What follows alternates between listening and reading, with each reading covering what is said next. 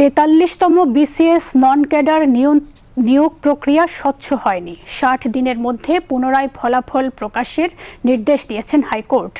২০২৪ সালে করা একটি রিটের পরিপ্রেক্ষিতে আজ এই আদেশ দেন বিচারপতি শশাঙ্ক শেখর সরকার ও বিচারপতি উর্মি রহমানের হাইকোর্টের বেঞ্চ।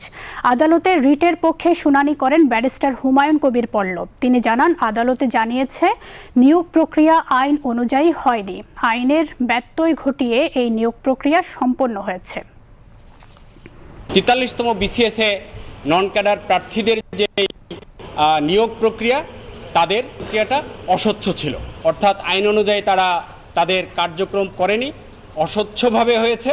সেহেতু এই ৪৩তম নন ক্যাডার ক্যান্ডিডেটদের যেই তালিকা, অর্থাৎ উত্তীর্ণ প্রার্থীদের তালিকা ফল আগামী ৬০ দিনের মধ্যে প্রকাশ করে এগুলো যে নিয়োগ প্রক্রিয়া সেগুলো পুনরায় সম্পন্ন করার নির্দেশ দিয়েছেন আদালত।